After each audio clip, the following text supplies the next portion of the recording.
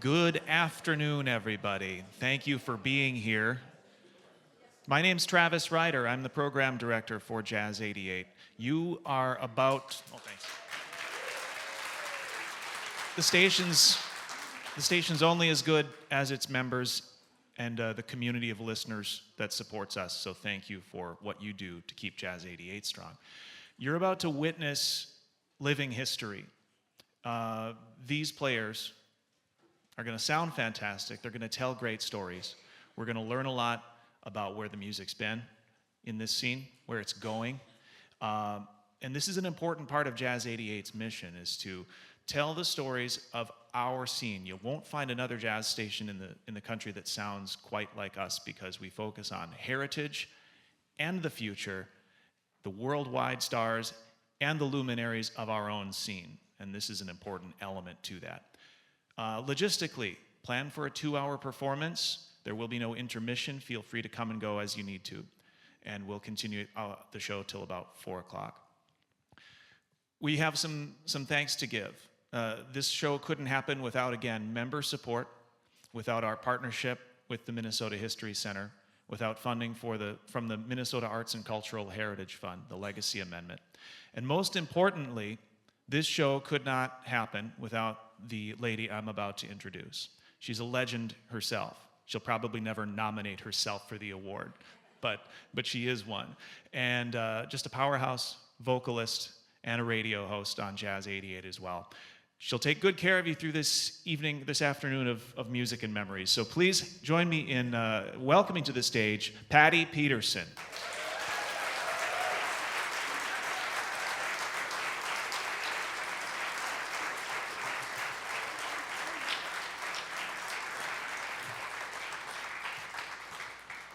That's Mr. Travis Ryder. He keeps the radio station going and going and going, but not without your help. So thank you, everybody who is an active contributor and listener to Jazz 88. What would we do without the glue of Jazz 88?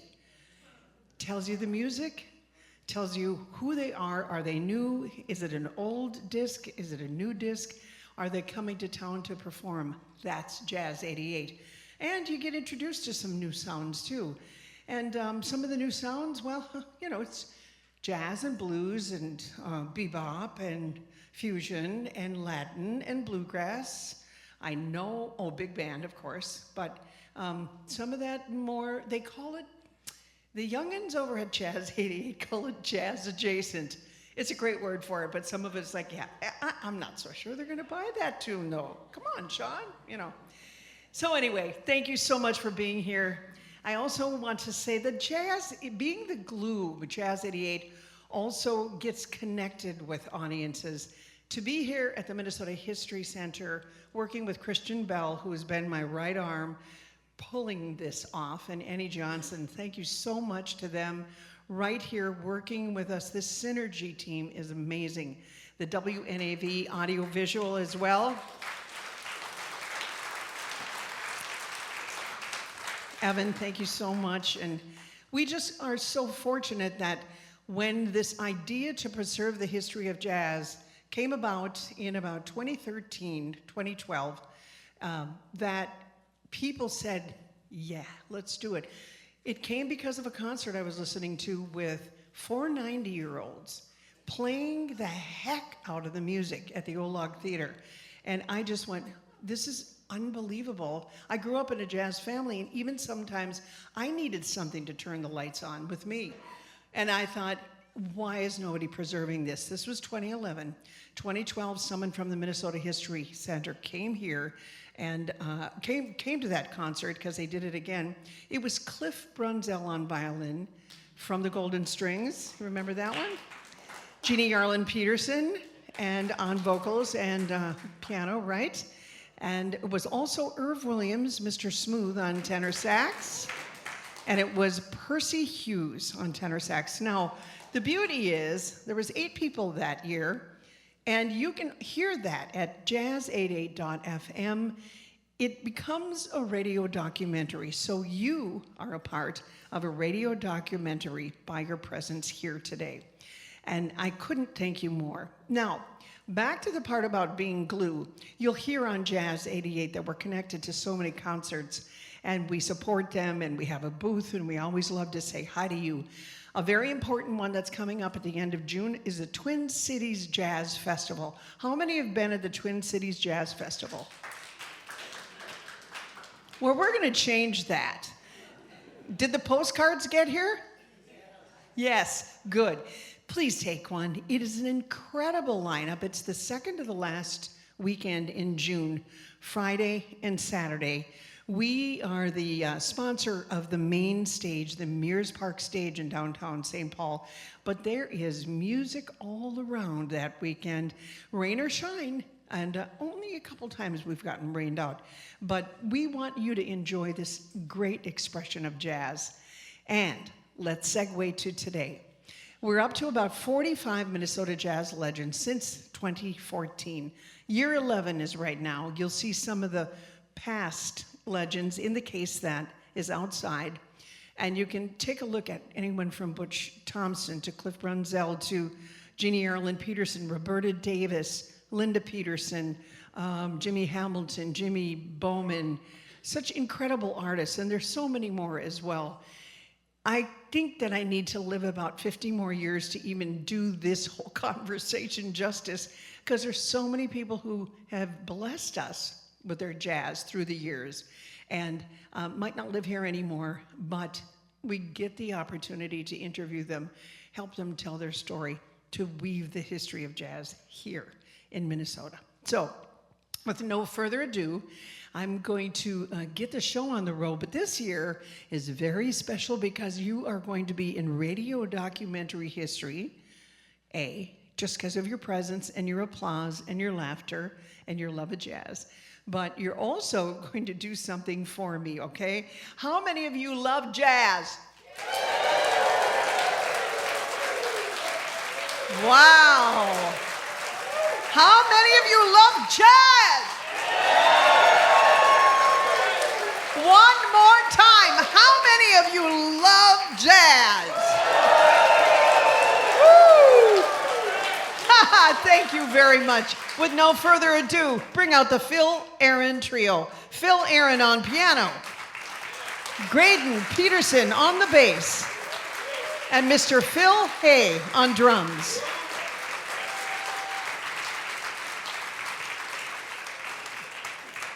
These guys are my right arm. It's just so great to have this trio in each and every time that we do this show. And each and every year they're like, yeah, let's do it. And it's just a lot of fun for me. So I've been asked, and the first year I went, no, I don't want to do that. I'm hosting the show. Patty, sing. That's what you said. So, okay, I never make anybody be the first person to perform, so I'm going to be the first person to perform. Send this one out to my brother Paul, who's in the audience today. Hi, brother. Did Ricky make it? Is Ricky here too? Okay, Hub is here too. So one of the songs that I did with my mom on a Gershwin tribute and a disc that we call Wish, and it's a song that we would sing to each other, believe it or not. You could take some love songs and make it about a mother and daughter. But this is going to be about you. Okay. Yeah.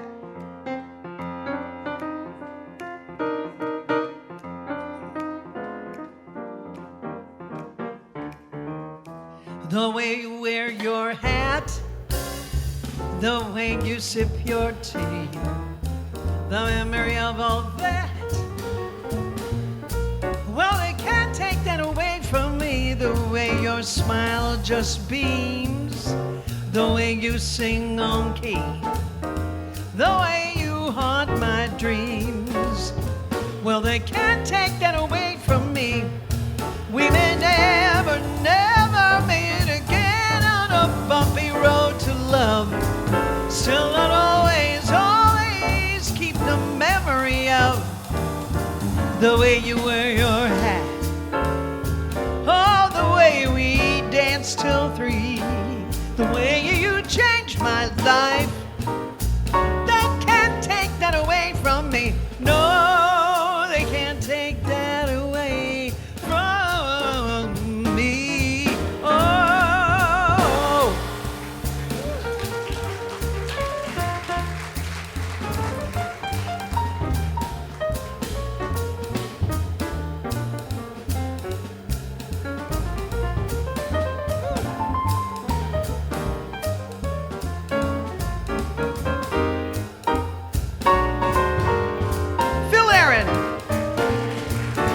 We may never, never meet again on a bumpy road to love. Still I'll always, always keep the memory of the way you hold your knife, the way we danced till 3, the way you changed my life. They can't take that away from me. No, can't take that away. Can't take that away. They can't take that away from. Can't take that away from me. No.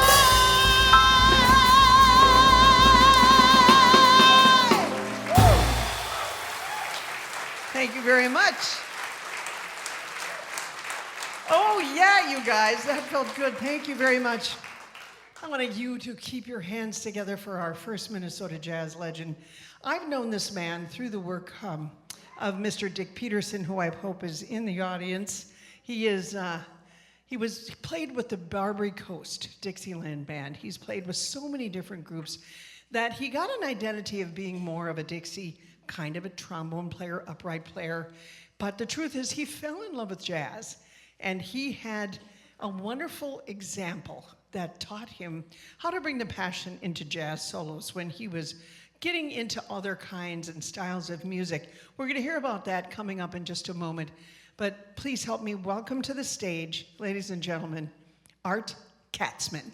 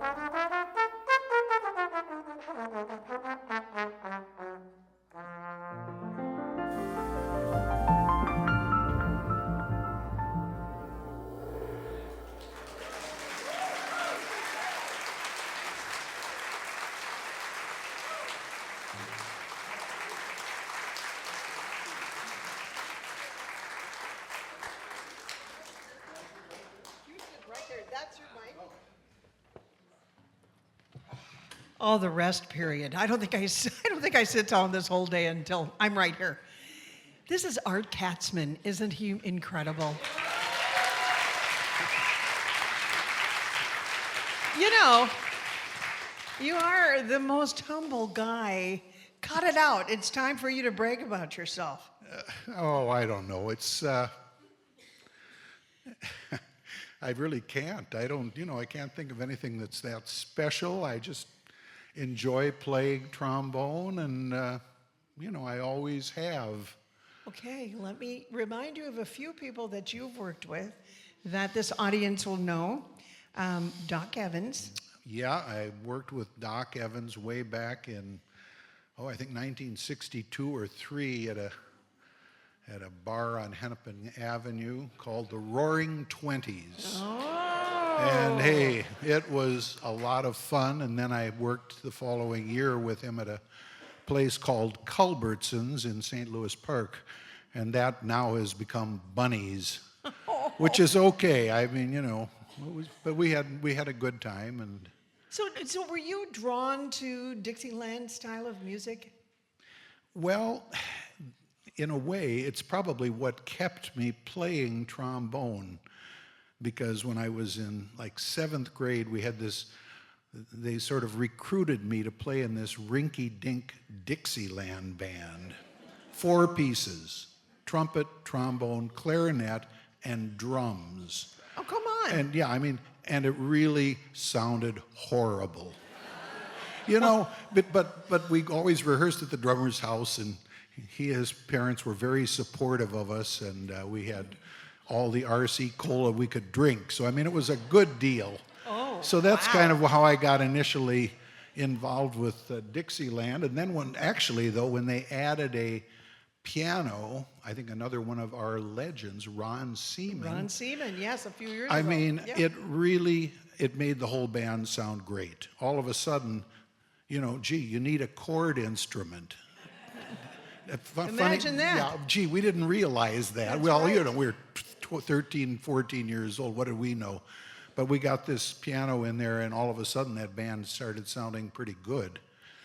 Well, and because of that, weren't you busy during high school? And did you actually do some gigs with this band? Yes, the band actually was quite busy. We sort of perfected a show where we were sort of billed as the Kid Dixieland band, and it was a pretty good band, and we got booked by this booking agent, a guy named Glide Snyder.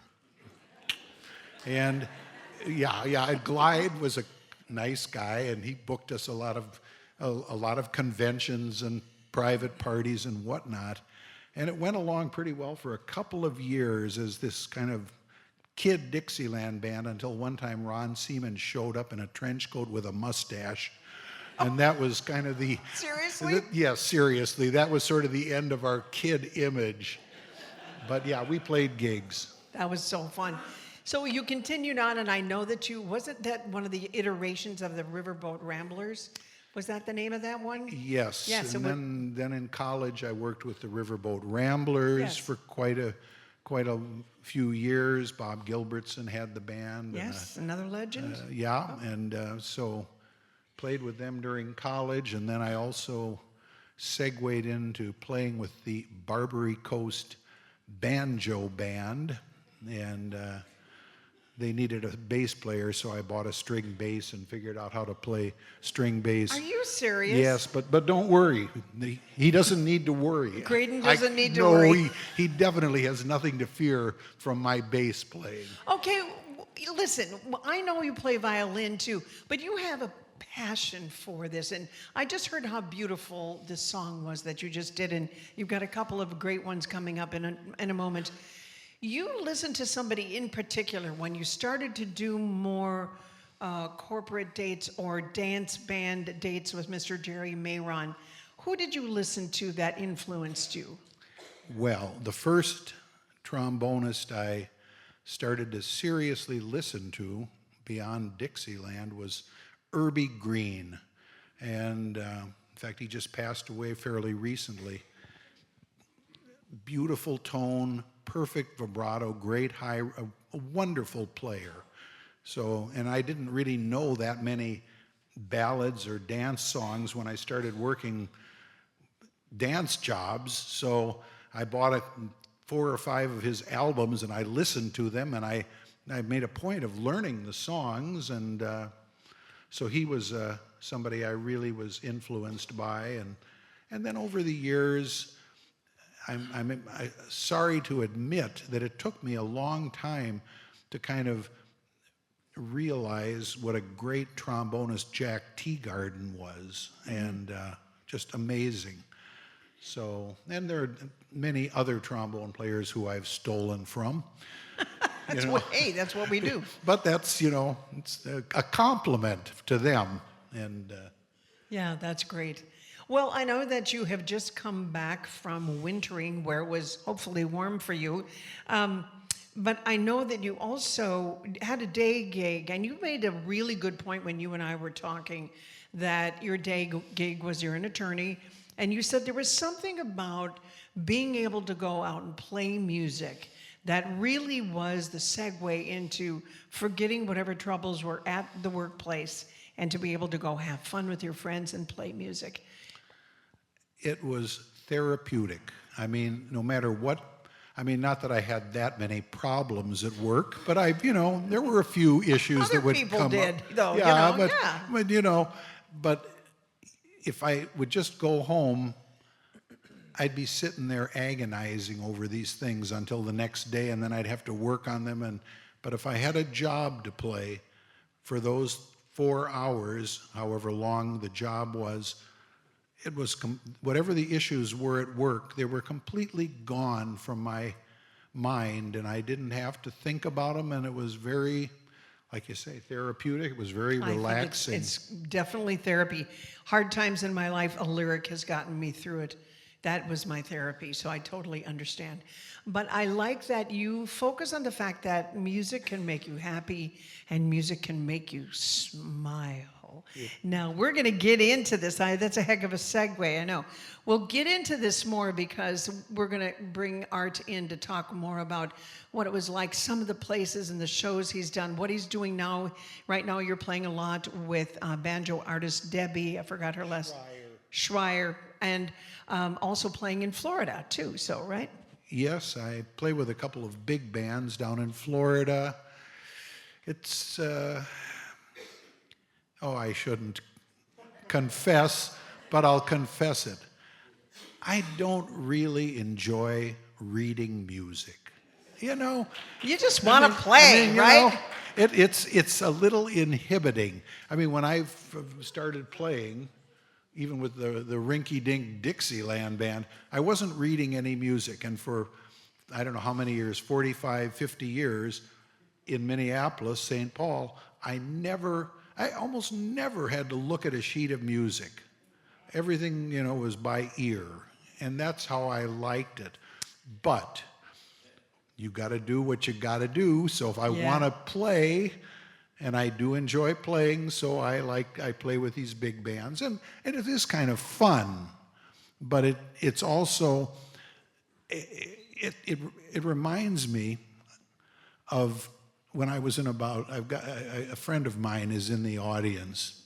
When I was about 16 years old, I guess, I would play these band concerts, or contests rather, you go out and you play a number and they judge you and they give you a score. And of course I had to have an accompanist. And a very, very dear friend of mine played piano, and so I said, John, would you accompany me on these things? And so John would do that. And he did a very good job. But afterwards, he said, doing this just really gives me a headache. And I think I can sort of understand where he was coming from. But I did reward him handsomely for doing these things for me. I would always buy him a model airplane to put together. Yeah, wow. Except the only problem was he liked baseball and basketball, and he hated model airplanes. Art Katzman, let's have you do another song. Go ahead and put your stuff down. Thank you so much. All right, band, come on out. Graydon Peterson coming back out, Phil Aaron and Phil Hay. Enjoy. I'll be right back. Thank you so much for being here.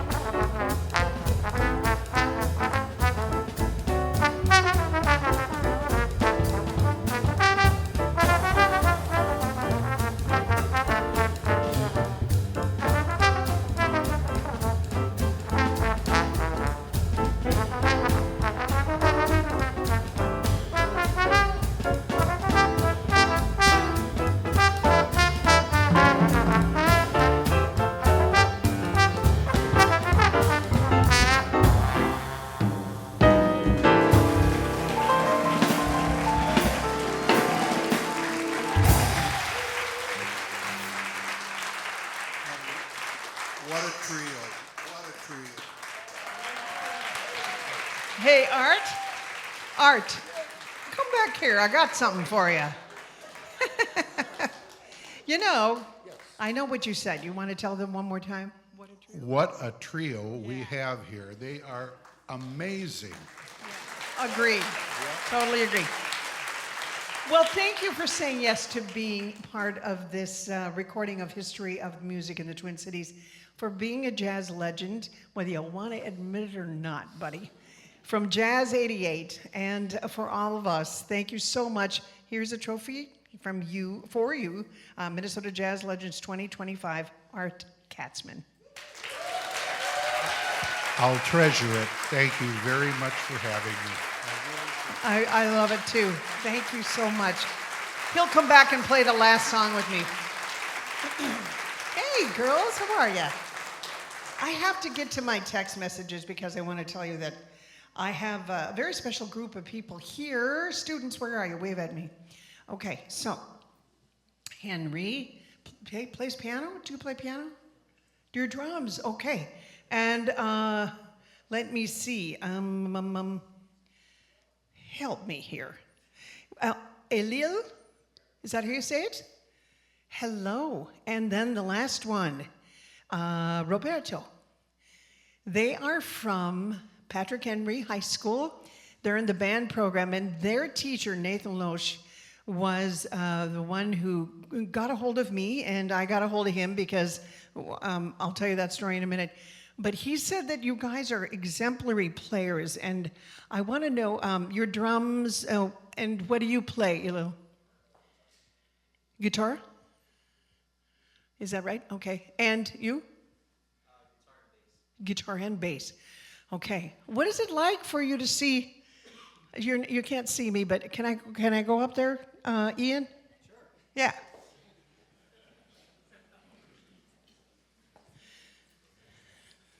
Here, guys, come here. What's it like for you to be in a concert like this when you're playing in a jazz band?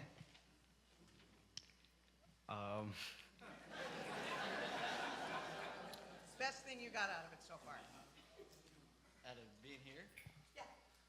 I mean, we get to see these incredible musicians here. Phil Hay and Graydon and Phil Aaron and Art. I mean, they're just all incredible players here that we have in the Twin Cities. And it's always a treat to come out and be able to watch them play. You know, it's history. Does it inspire you to keep going? Oh, absolutely, yeah. Okay, all right. Yeah, it's a treat. Yeah, same with you? Yeah. Okay. Thank you so much. Do you want to say anything? No, they're shy. I'll put you on the spot.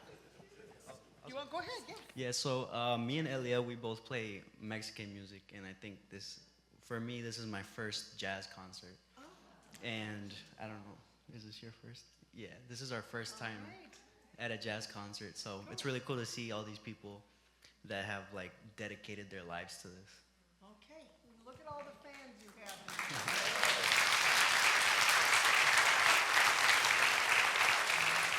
Thank you for being here. That is just so cool. So I'm sorry the band director couldn't be here. He actually was the recipient, and one of the Peterson family created a scholarship at the University of Minnesota for jazz studies after our mom, Jeannie Arlen, passed away. And he was one of the recipients. I wished him a happy birthday.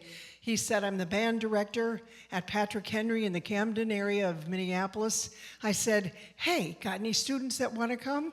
So the history that we're creating here today is continuing, not only because we're capturing it, but we're touching some hearts up there. So, I did this right now because coming up next is a very influential guy for many reasons. Not only is he an incredible artist, piano player, you've seen him. He's low-key, but not low-key because the man dresses.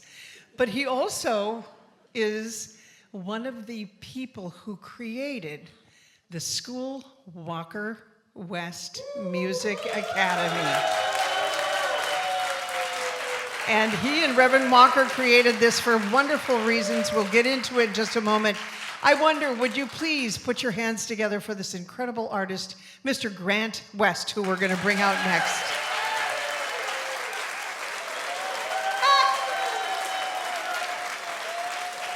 Thank you. Go ahead. I'll be back.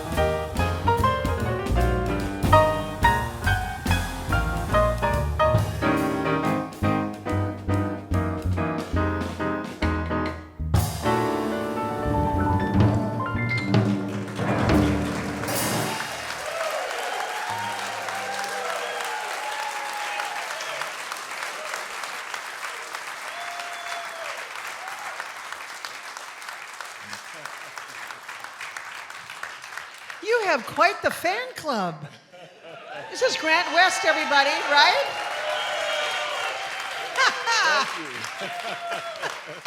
Did you pay them to be here today? No, I'm just kidding. Thank you. How fun. You sound amazing now. I need your mouth right up to that microphone so I can get an interview All out right. of you. I know. You see some. I won't even let him take a minute to take a breath. What a gal. Thank you all so much. It just gives me such great pleasure to do what I like more doing anything that I do. Well, maybe teaching, I love that too. Oh, you have to say that, of course. But anyway, I thought it was a perfect segue from the students being here. And Yes. I would imagine some of your faculty and friends and students and family are all here, right? Absolutely. Nice. Absolutely. Thank you. Thank you. Thank you. Perfect. So I have known about you for a long time just because when I was singing with my mom in certain clubs that would take a duo or, have jazz, and it was more dinner music, we would run into each other At periodically. Edwards, in At fact. Edwards, Yeah. yes. In St. Louis Park. I think so, yes. And it was so fun because you worked with somebody very special to you. Well, wasn't it your brother? I was going to say a bunch of them, but yeah, him too. Yeah, my brother Thomas. we say those things in the public. So anyway, yeah. Yeah, my brother Thomas. We worked at Yvette for about almost a couple of years. It seems like. Really? Yeah, I say it's the best gig I ever had. Best gig, but wait a minute, wasn't that long gig?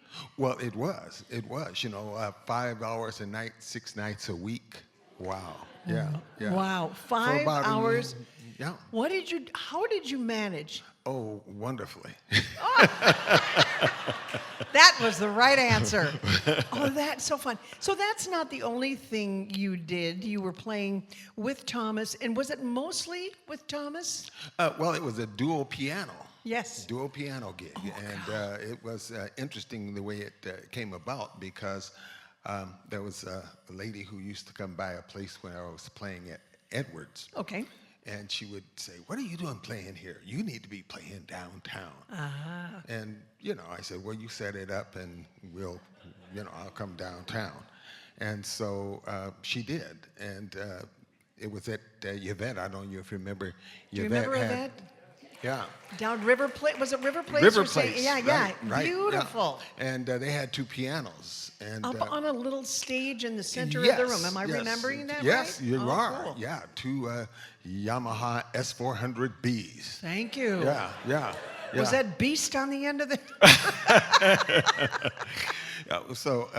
We played there for quite some time. And the thing that was nice about it is that I realized that we were selling the best part of the day, or at least I was, when I had my regular gig, selling the best part of the day to my employer at the time. And so, when you played, we'd start at about 7, go 7 to 12, something like that, Wow. maybe 7 to 1. And then you'd go home and get a good night's sleep, and you'd have the whole day to, Oh, to figure well, out there what you you were going go. to do, go to the movies, whatever, That's So cool. it was great. I have worked as a singer for the majority of my life as well, too. Mm-hmm. So I understand that concept, and it also helped with raising my 4 boys to have that ample time. And so, I feel really lucky that I got to do that. So you shifted gears, but never lost your music, and you realized something that drew you into creating a music school. Can we touch on that for just a minute, please? Absolutely. I met Reverend Carl Walker some time ago before we started the academy. Okay. And I heard some of his students, and I heard him play. He has a piano. When he plays, it smiles. And I knew right away. I said, I know this man. I'd never met him, but I said, I know this man. I guess the feeling was mutual because he called me and he said, we do it periodically. I did some lessons out of my home, and he did too. And so periodically he would say, we ought to put our students together. And so over a period of time, probably 5 years at least, you know, then when, it was just after Christmas, I think he called me and said, well, I've got a place. I got to do. You got a place for you to do the school? For to do the school. Oh. It was a duplex on Hague Avenue. And the people who lived there, they thought, oh, wow, this is great. You know, we've got this, we're going to have this music. You know, of course, the operative word is school. And so, yeah, after a year, because we were very popular, and after a year with no place to park and all of that noise going on downstairs, the landlord told us, you guys got to go. Find another school. Yeah. And did you? Did you find another school? Yes, we did. It was the Hickory Stick Barbecue Restaurant. Okay. So they had moved from that location, and you know, we spent the Christmas vacation cleaning grease out of the carpet. And at the end of that Christmas vacation, we were set for business. But you know, the thing that was mind-blowing for me out of this whole process is the way the community came, people came and supported what we were doing. I don't recall that they cleaned grease out of the carpet, but they helped us. You know, they brought potted plants. They came, helped, and painted. Oh, wow. Just everything that we. Was this the one on Selby? Yes, 777 Selby. I was there. I was there with William, too, and Debbie, yeah. Oh, well, of course, we had 2 locations on Selby, but this No. was 7. I You didn't came know. to the original one. I don't know. You had 2 of them, or are you in your second one? Well, we've had three iterations. Okay. Okay, and this was the second iteration. And so it was a very nice, you know, Right. old-fashioned kind of, you know, place. And then we moved across the street at 760 Selby after we had turned, maybe to be 25 years or something No like that. kidding. And of course, in our new location at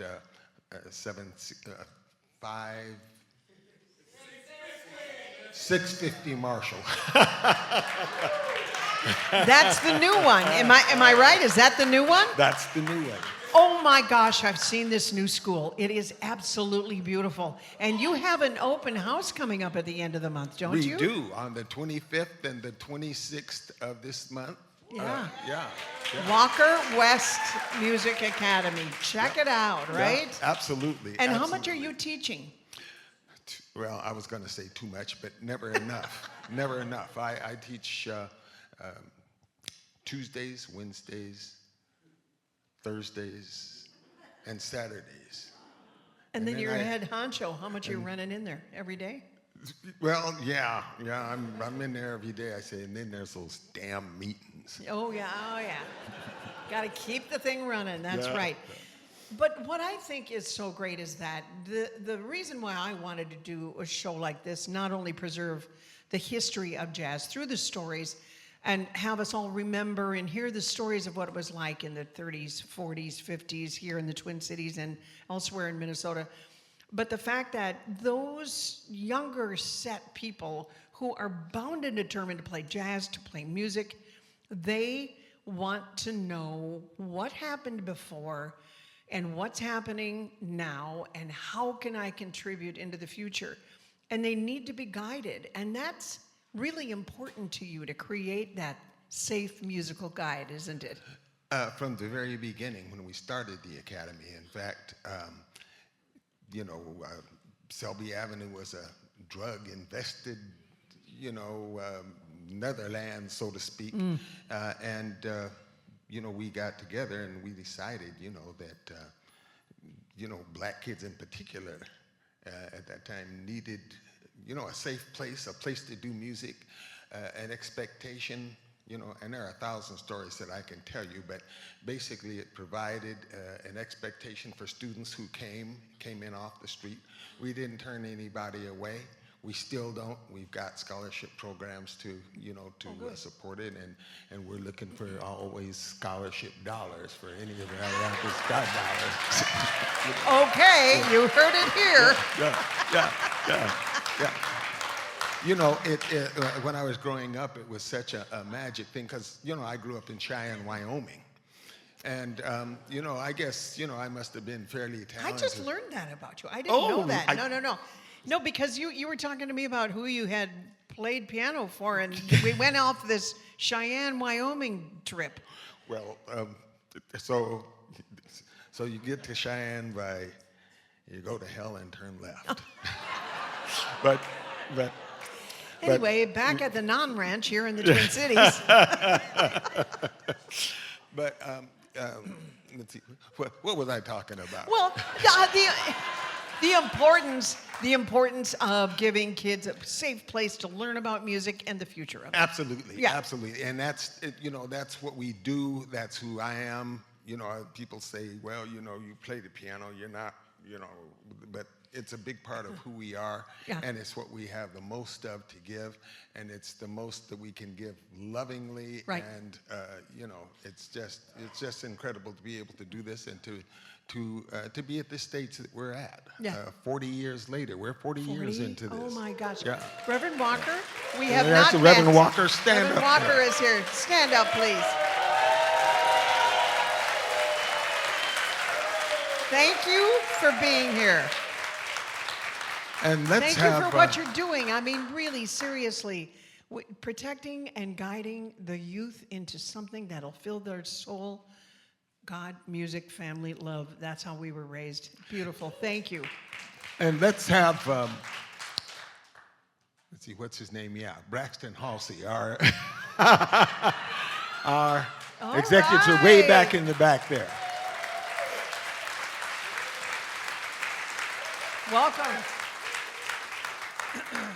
That's so cool. Well, two things I know, the highlights that you told me about that you played for somebody's. You got a call Yes. about we'll quickly go through these. It was around Valentine's Day. Yeah. And I got a call. I was at the academy.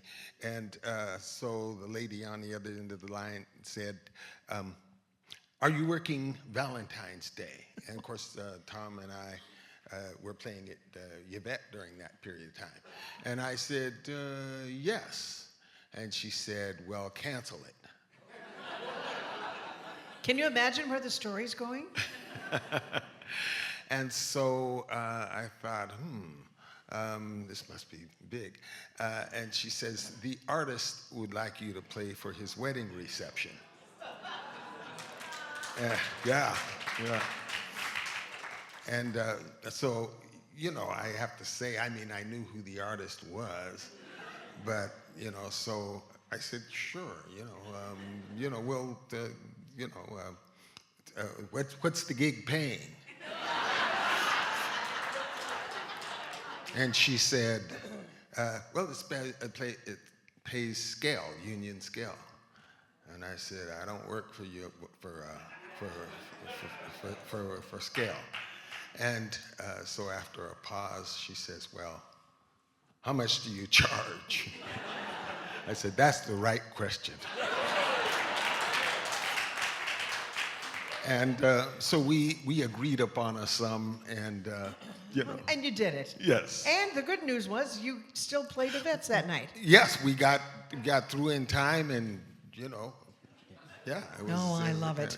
Well, that's kind of fun. And I know the other person you played for. Sammy Davis Jr. Yeah. Yeah. I was at the prom ballroom. I don't know who remembers the prom ballroom Yeah. on University. Yeah. So that was it Yeah. was for the Urban League, and the Urban League gave tributes to Sammy Davis Jr. and Oh, I had it written down, but Gregory. Dick Gregory. Dick Yes. Gregory. Yes. Oh my gosh. And so they gave Sammy Davis the award, and he says, "Oh, I'm so thankful. I wish I could do something to show my appreciation." And somebody said, "Sang." So during those days, I worked for the Urban League, and at the same time, I used to, get to play for all of the annual meetings that they had. And so, Sammy Davis walks over to the piano and he says, give me an arpeggio, maestro. And so I rolled him off an arpeggio. And he went to the mic and he came back over to the piano and he says, give me another one. And then he just started singing, and I didn't know what he was going to sing. But What did he sing? Yeah, right. Whatever. But he played the arpeggio. But I knew it. I knew it. You knew it. Oh, yeah. Hey, would you do another song for I would us? be happy Thank to. you so much for doing this. Thank you for having me. All right. Thank you. Grant West, everyone.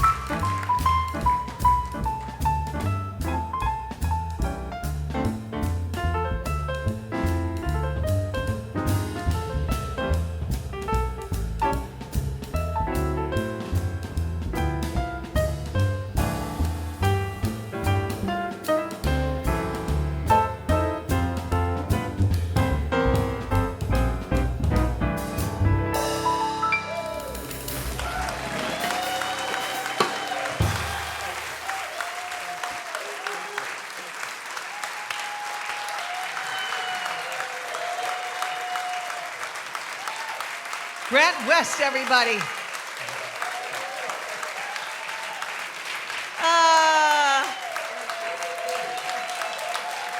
Look at this. This is amazing. Everybody. Yes, yes.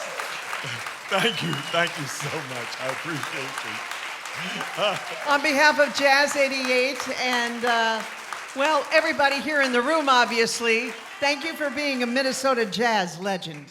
Thank you so very much. Oh, and now remember about Walker West and your grand opening, and Reverend Walker, thank you for being here. Thank you for doing this. Will you come back later and play a last tune with us? Okay, Grant West, ladies and gentlemen.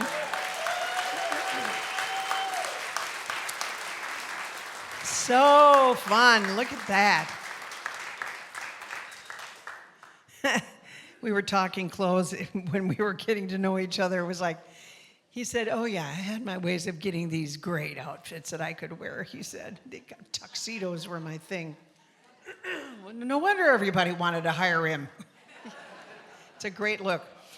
Okay, now this is the part of the concert and conversation where we honor someone who is gone and should still be here, but we miss them terribly. So because they were such a huge influence to our jazz community, I want to pay tribute. And so last year we paid tribute to Roberta Davis. The year before it was Butch Thompson. And this year, it's none other than Miss Debbie Duncan.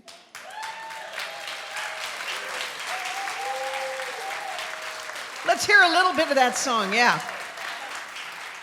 Listen, remember this one?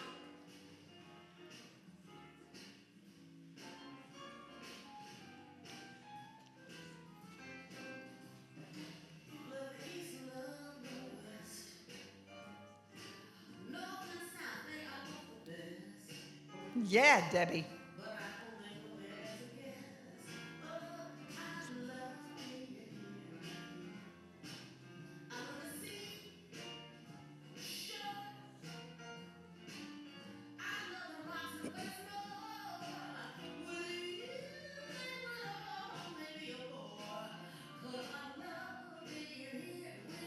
That's Miss Debbie Duncan, and we're going to hear something from her coming up in just a moment.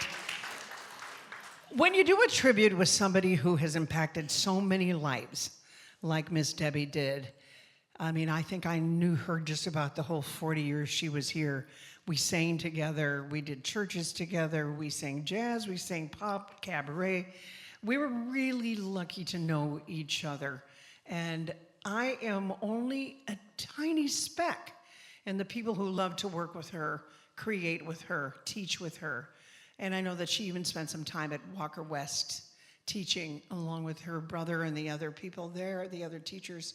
And one thing that I think is the toughest thing to do for me when it's somebody so dear to so many people is to find the right person to talk about her.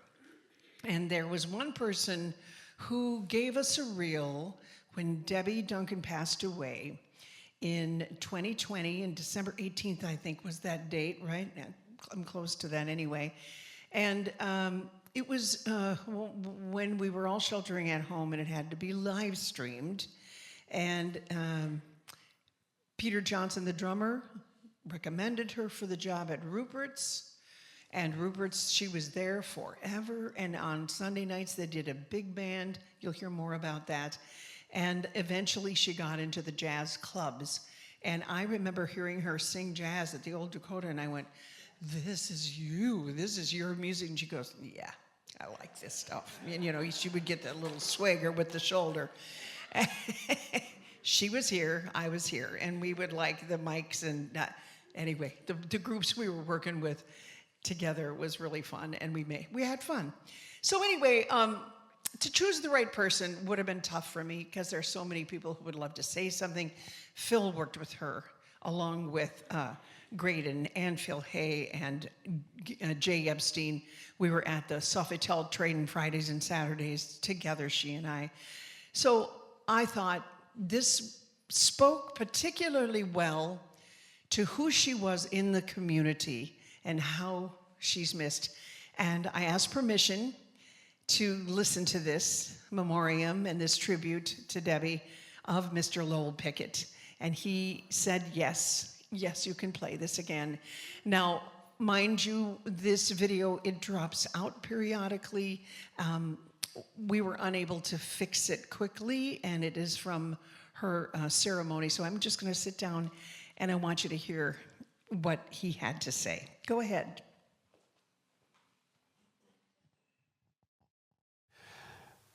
I first met Debbie a number of years ago through Gary Rayner, shortly after she had moved into the Twin Cities to be a singer at Rupert's. Gary told me one of the most amazing jazz singers that he'd ever heard. And shortly after that, Gary and Debbie started doing jazz on Sunday nights at Fagry's, a small warehouse district restaurant that I was involved with at the time. When the Dakota opened in 1985, we had jazz in the bar every night. And Debbie was usually there performing 2 or 3 nights a week. And we took that for granted. Hearing someone who could make the hair on the back of your neck stand up, that could send chills through you, could make you stop in your tracks when you were walking through that room on any given night. We thought, well, she spoiled us. She made it all seem so natural. And she was so warm and self-effacing, she made us believe that every city must have music like this. But the truth is, the talent and the audiences in these cities, in this community, really are special. And that's a big part of why she decided to stay here. And as she stayed here, she met more people, she became more ingrained in the community, and everyone loved her. And they loved her because of her talent, they loved her because of her humor and her sense of humanity. An example of that humor, we wanted more people to hear her sing jazz because she really wanted to sing jazz. So we had her open for a Herbie Hancock concert at the Guthrie Theater. And that was going to be the largest audience in this community that she had played to, singing the music that she truly loved. And it was a big deal. And so we wanted it to be perfect. We set the stage up, put a beautiful rug down, did some lighting design, and we really wanted this to be more than just an opening act for Debbie. We wanted this to be a real showcase for her.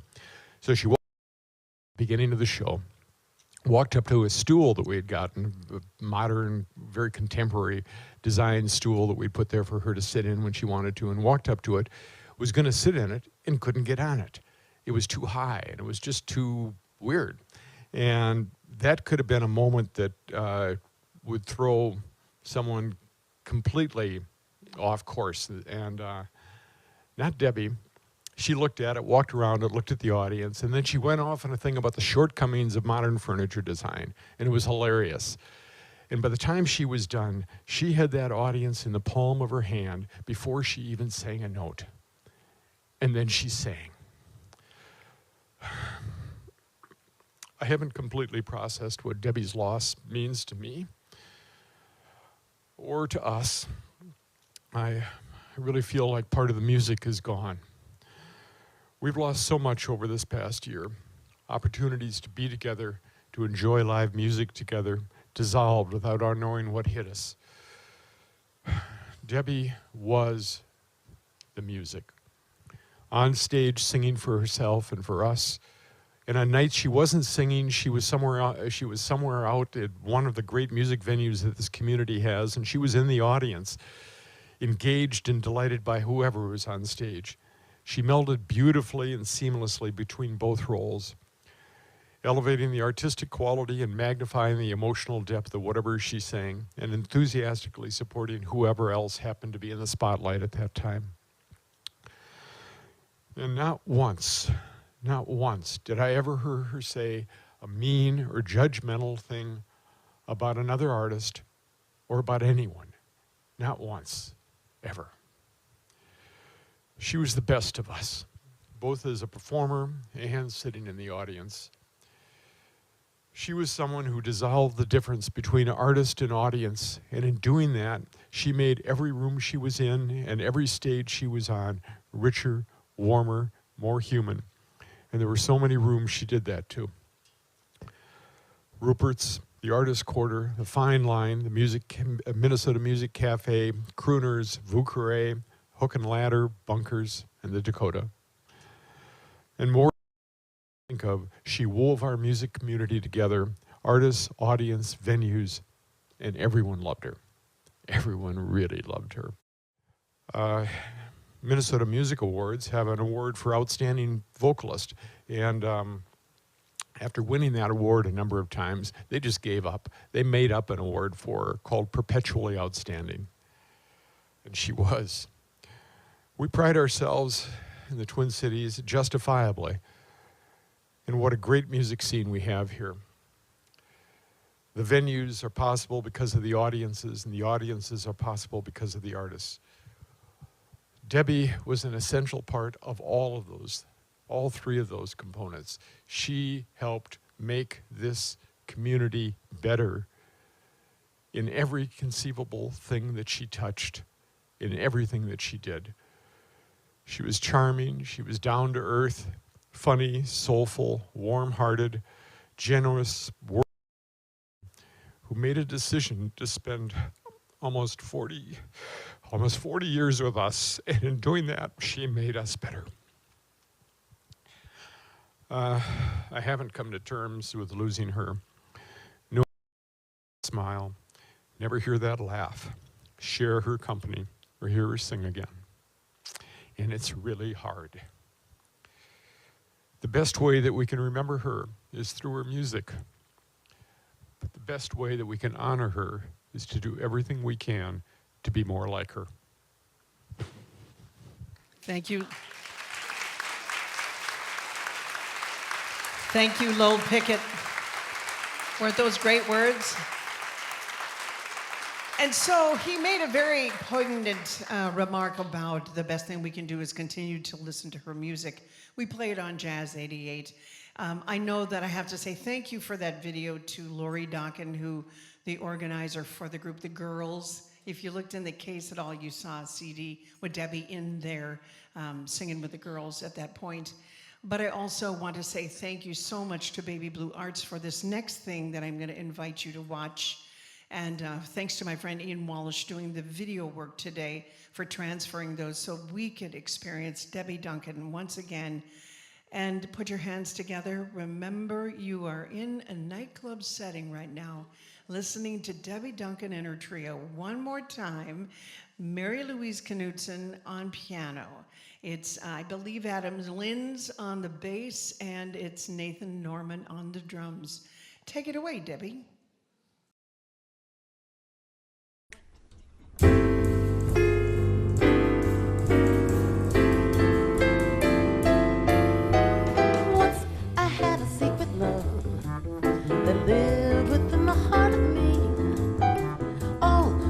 My secret love became impatient to be free.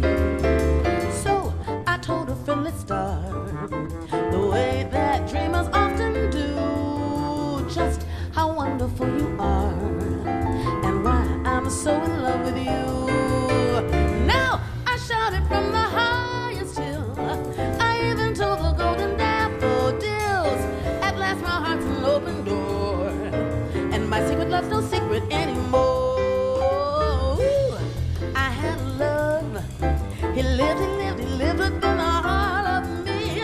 Oh, too soon my love became impatient to be free. So I told a friendly star, that's the way that dreamers often do. Oh, how wonderful you are, why I'm so in love with you. And now I shouted from the highest hill. I even told the golden daffodils. At last my heart's an open door. My love's no secret anymore. No, no, no, no.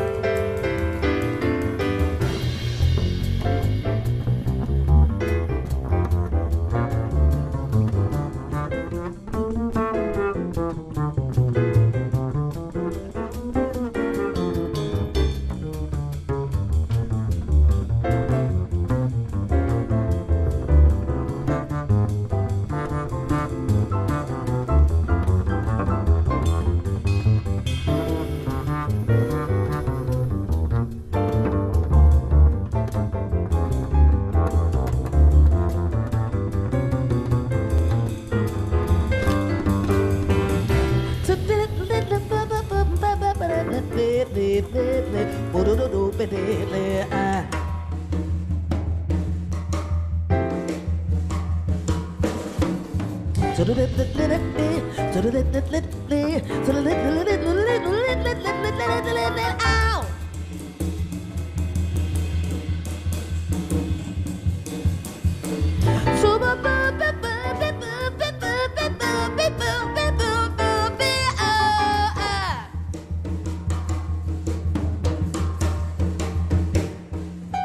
Once I had a love, he lived within the heart of me. Too soon my love became impatient to be free. I told a friendly star that's the way that dreamers often do. Oh, how wonderful you are! Why I'm so in love with you, and now I shouted from the highest hill. I even told the golden daffodils. At last my heart's an open door. My love's no secret. My love's no secret. I found him. I told him. I said I love you, baby, need you, baby. I'm gonna get you. One day you'll be mine. One day you'll be mine, mine, mine. My love is no secret anymore. My love is no secret anymore. It's no secret. No secret. No secret. No secret. My secret love is no secret. My secret love is no secret.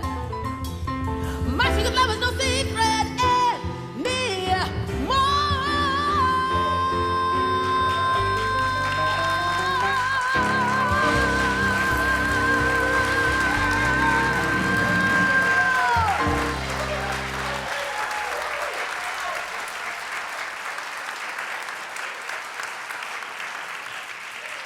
That's when you turn to each other and say, "Sang it, girl." We have a very, very special guest in the audience tonight. Her brother, William Duncan, is here, also a teacher at Walker West, and he came over here from his long day at church. And William, would you come up here so I can not only give you this award, but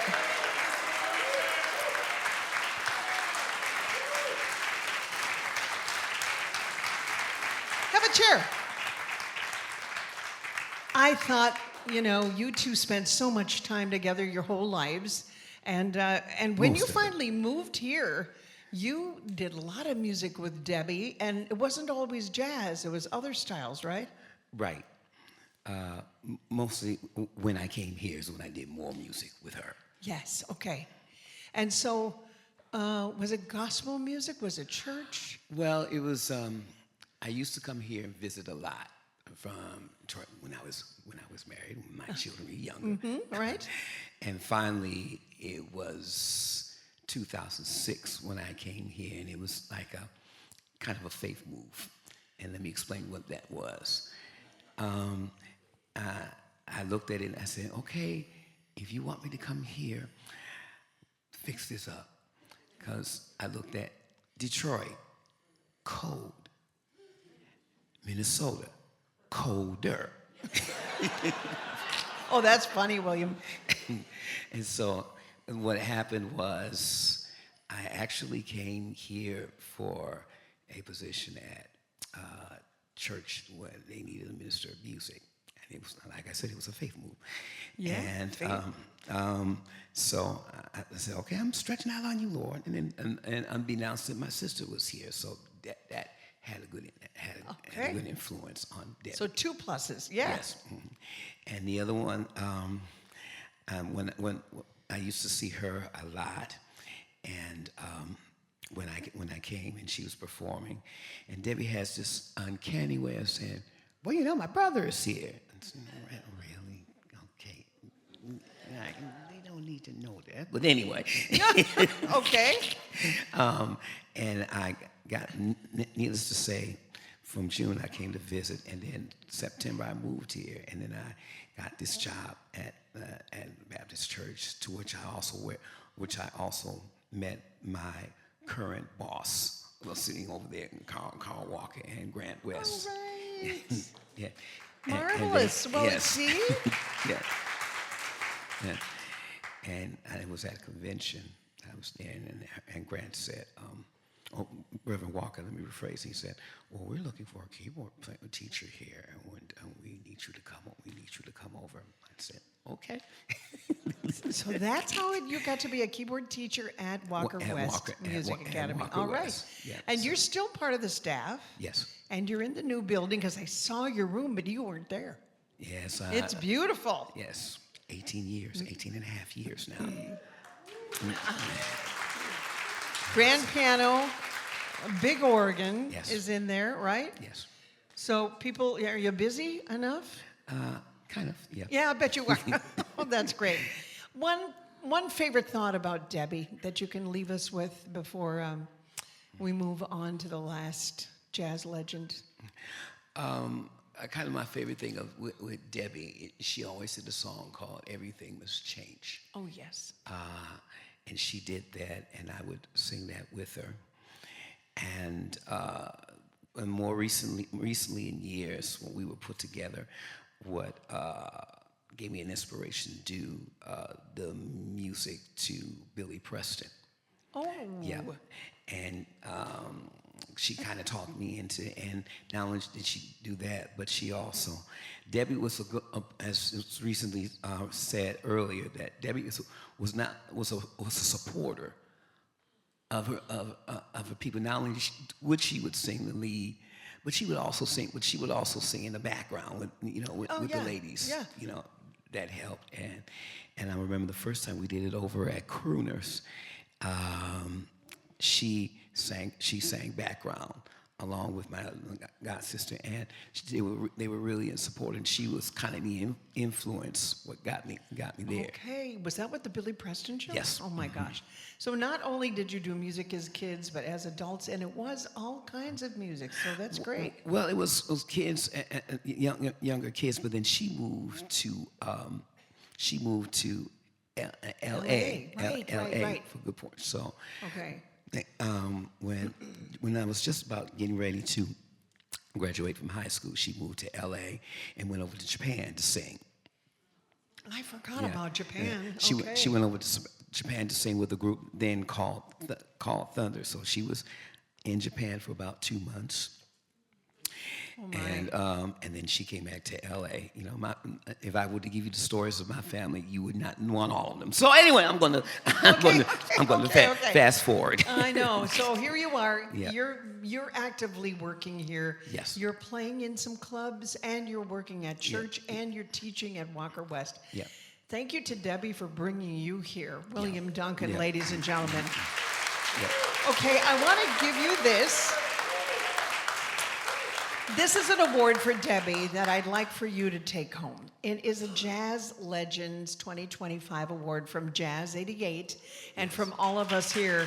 Yes. There's no one like Debbie Duncan. We loved her so much. Yes. So thank you so very, very much for doing that. And I have a favor to ask you. Yes.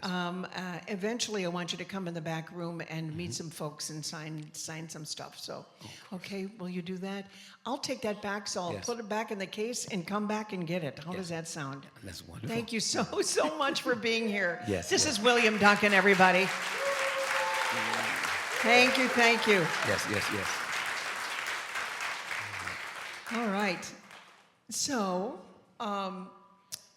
I asked you if you wanted to play something in her honor. Am I catching you off guard? Not really. Okay. You want to play something? Yeah, I'll do this. Okay, I'll take that. Oh. Oh, I better. Oh, he may vocalize too. My wonderful sound crew, Creation Audio.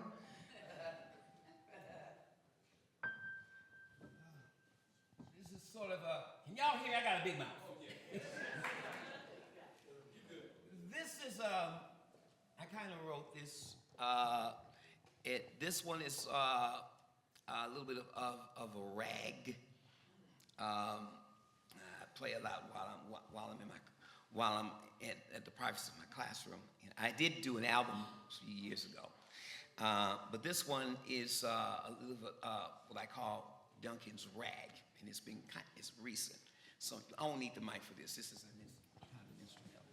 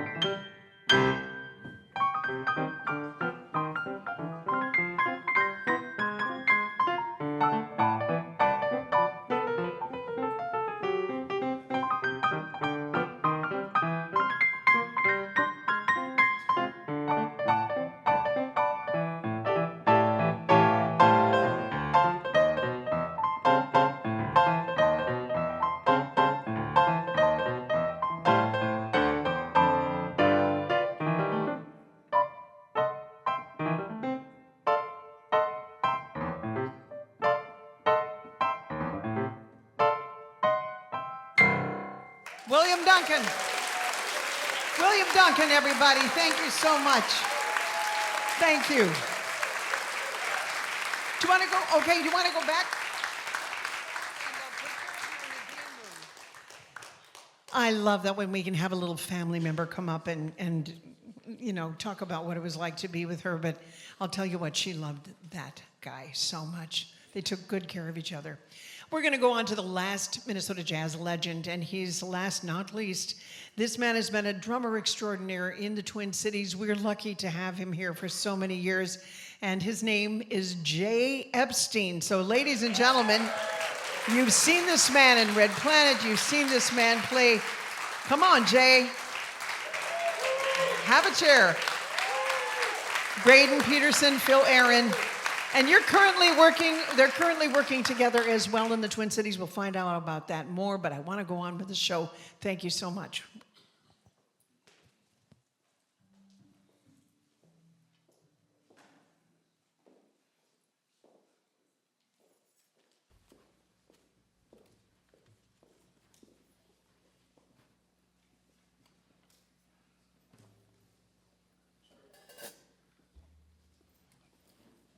This is a tune by Bill Evans, one of my favorite composers and jazz musicians. It's called Funkalero.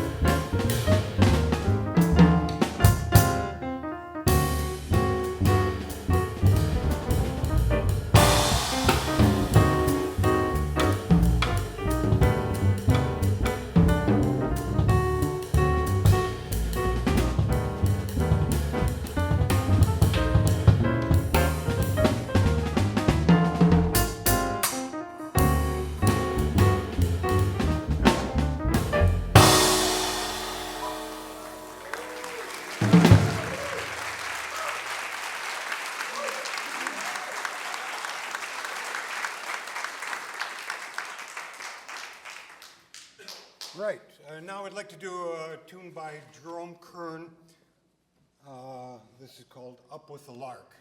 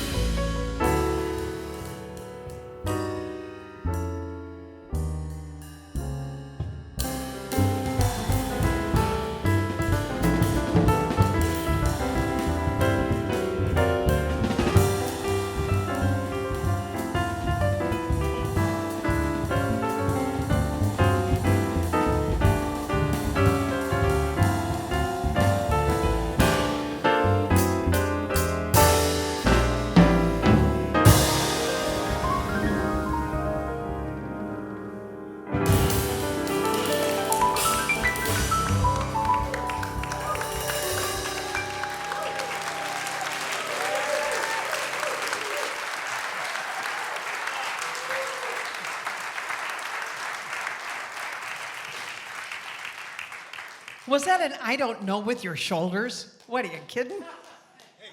Hey, legend, get over here. Oh, my dear friend, Jay Epstein. I love the way you play the drums. Thanks. This man has been here for so long today, and I saved him till the last. What a friend, huh? Thank you for doing this, by the way. Of course. I took a little nap back there. No, Did I didn't. you? Okay. Well, all right. A plate of food, a little nap. Everything is good, right? I want to just take a little bit of time, and because we'll be talking to you more on the radio documentary, but you came to Minnesota when? Well, originally I'm from Winona, Minnesota. Okay. That's my hometown. Born and raised, right? Yeah. And I come from a broken family, but my mother played some. She was an amateur pianist and played a lot of kind of pop tunes of the 30s or 40s, a little bit, and a handful of Christmas hymns and stuff. But she also was a big fan of stride piano, and it was her stride piano was a little clunky, but enthusiastic. And Obviously, you liked it because that was a great description. You must have been listening at a young age. loved it. Yeah, sure. Yeah. And of course, I was drawn to the drums as every 10-year-old kid is, and started taking lessons in grade school band and orchestra and all of that. And then when I was about 10 or 11, she took me, a bunch of us kids from Winona, from the school playground, I think. She piled us into a car and we drove over to Rochester, Minnesota to see Louis Armstrong. Right? And did you Yeah. know of his work before you went? Did you know about him? I had been listening to some other Dixieland stuff, so I knew of Louis. Yes, I did. Okay. But I didn't, as a 10-year-old kid, I didn't really grasp everything musically, Yeah. honestly. I didn't. Anyway, we went over to the Mayo Civic Auditorium, and I was really enchanted with that music. And so then in junior high and senior high, I started playing when I was 14 and joined the union. And playing with a lot of older guys in the Winona, Rochester, La Crosse area. Lots of Dixieland and swing things. Were you? Really. Okay. Yeah, all At through. 14, that's amazing. Yeah, Yeah, yeah. wow. Sounds like somebody else I know. Yeah. Paul. Yeah. Anyway, so when you were playing that kind of music and you started to do more jobbing, was it still strictly around that area? And how did people hear about you? Well, I was one of the only high school kids around that could actually swing a little bit, and all the other kids were they were much more into rock, or the Beatles has just got hitting big at that era. And anyway, a lot of these older guys that had played with big bands in the 1930s and 40s kind of took me under their wing. There was a jazz band director at Winona State University, Fred Heyer, that threw me a lot of jobs, and so I played a lot of what the casuals, and a couple of jazz concerts too. We used to play Dixieland for when the steamboats came into the Winona levee. Oh my just gosh. like Louis Armstrong, Yes, seriously. I remember, that's right. Back in the days when they actually had steamboats on the river. Yeah, they would part, you don't know this, but there's a great book out there called Joined at the Hip, I think it is, about the history of jazz here in the state of Minnesota. Louis Armstrong came to the ports in St. Paul. There were JASS clubs around, and he would perform on the boat, and he would perform in these jazz clubs. It wasn't a very nice word. No. Apparently, it was like a eyebrow-raising word. That's right. But hey, it continued, so I love Yeah. it. It's so great. And you were playing in that area, but there was one concert, and I just am going to fast forward, where you told me when we were talking that you had your aha moment that you wanted to do this. Sure.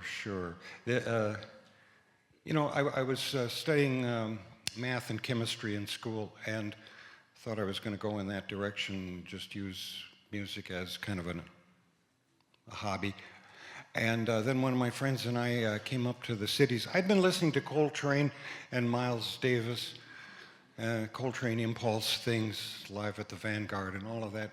So I loved Coltrane and McCoy and Jimmy Garrison and Elvin, of course.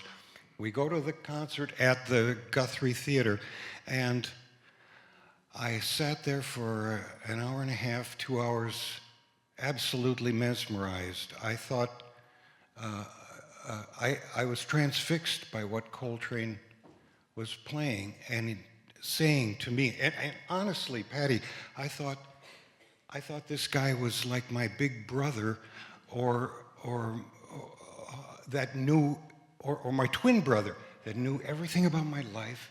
He knew about my girlfriend problems. He knew about my bad grades. He knew he could empathize with any of my teenage angst that I was going through. He was speaking directly to me. But wait a minute, not speaking directly to you with words. No, just spiritually. And with the music? Absolutely. Okay. Wow. Yeah, I was... And that was your aha to do what? Oh, that was my epiphany. Epiphany. That I desperately needed to be part of that music.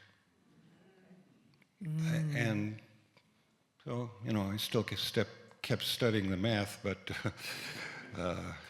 also studied a lot of eighth note triplets along the way.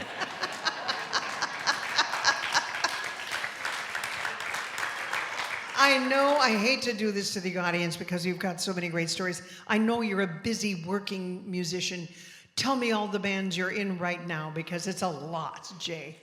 It is. I play a handful of Django Reinhardt music, you know, Manouche, Roma, gypsy jazz with a lot of different guys, Sam Miltich, Dean Harrington, Glenn Helgeson in Hot Club Mania, sometimes Rob Henry. And then I play in a couple of guitar trios, Framework with Chris Olson, Chris Bates, and Firebell with Park Evans and Graydon, the brilliant bassist. Right. And I've been playing with the Red Planet, that's Dean McGraw, Chris Bates, myself, and we've added Kaviesh Kaviraj on piano. Oh, yeah. And we just recorded a CD. Should be out later in the year. You know how those things go. You're still doing it. That's what I love. You're never a dull moment with you, Jay Epstein, right? I hate dull moments, don't you? I do too. We resemble each other. When is your next gig? Besides today. I'm at Waterbury Restaurant on Wednesday night with the wonderful Dale Alexander and Ted Olson. Woo! That's next Wednesday? This Wednesday, coming Wednesday. Okay. Waterbury. And they always mention your name. Are you in Stablemates too? Yes, excuse me, Stablemates. Gary is Rayner and Dale Alexander. Yeah. Stablemates, yes. I'm in about 14 different bands. I know it. Well, how about doing another number with us? Love to. Thank you for being a Minnesota jazz legend, true to the word. Mr. Jay Epstein, everybody.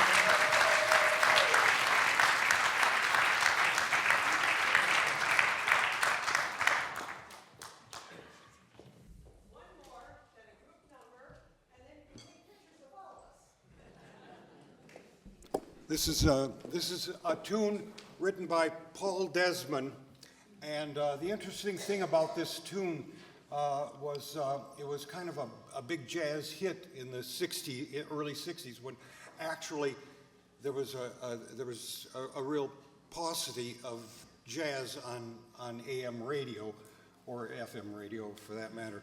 But this was a big hit at the time. And Paul, in his will, donated the proceeds and the royalties of this tune to the American Red Cross. Now, isn't that a humane kind of thing to do? So, that must have been millions. You'll recognize it. Yeah, I'll set it.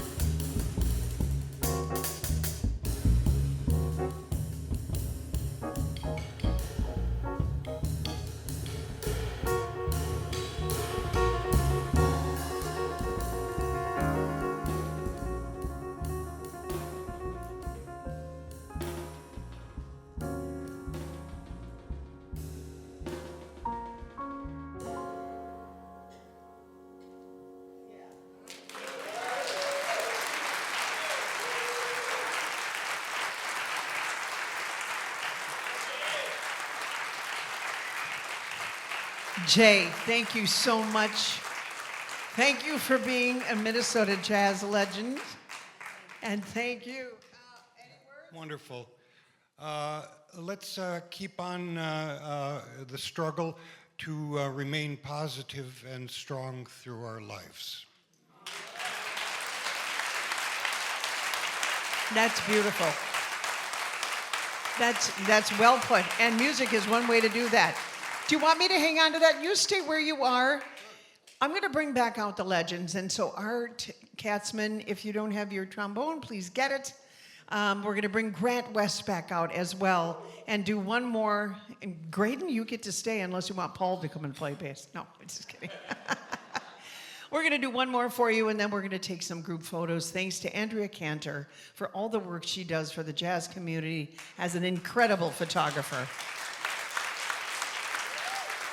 And a big thanks to Steve Weiss and Tom and Scott Melchow for recording this entire thing. This will be on YouTube as well as the radio documentary coming out in June. So keep watching for it, and we'll do a lot of social media around it as well. So I hope I thanked everyone. Okay, come on, Grant and Art. One more song for you just to tap your toes. Grant West, Art Katzman, Jay Epstein, Miss Debbie Duncan as well. One of the times in a group that I put together called the Jazz Women All-Stars, Debbie was in it, and this was how we ended our show. So, but the first time we did it, so. A little brighter than we did at rehearsal. Yeah.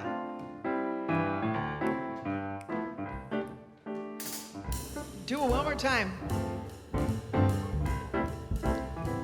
Oh, pack up all my cares and woe. Here I go, swinging low. Bye-bye, blackbird. When somebody waits for me, sugar sweet, so is he. Bye, bye, blackbird.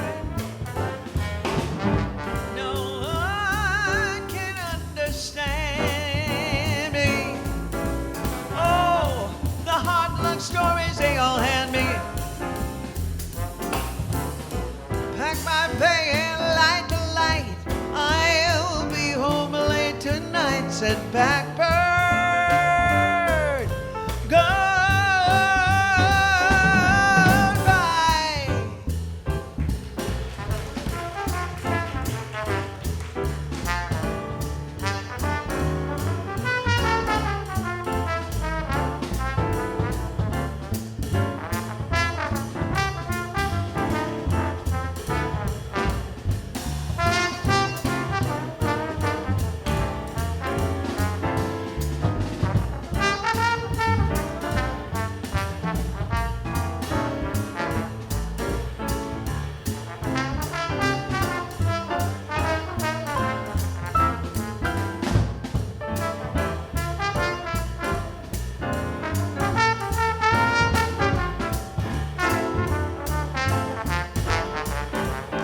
Art Katzman, everyone.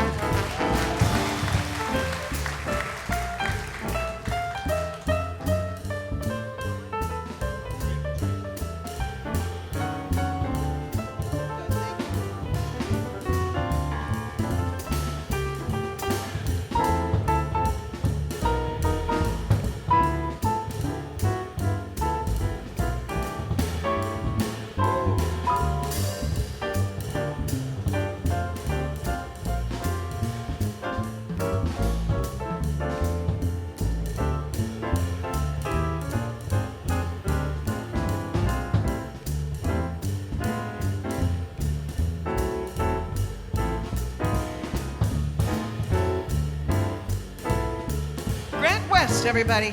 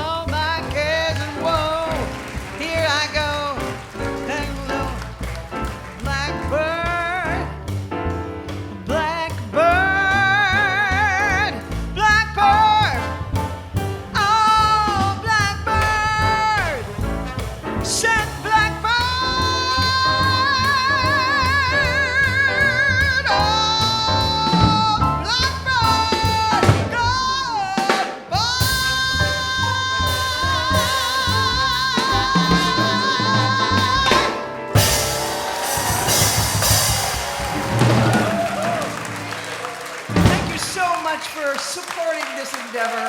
We really appreciate it. On behalf of the Minnesota History Center, Jazz 88, and the Minnesota Arts and Cultural Heritage Fund, thank you for being here. Thank you for supporting the arts. Thank you to the kids for coming out, and we want to have you come up in a moment. But God bless you. Our jazz legends, Grant West, Jay Epstein, Art Katzman, and the wonderful Debbie Duncan. Thank you, everyone. Thank you so much. My name is Patty Peterson, and on behalf of Jazz 88, have an absolutely great night.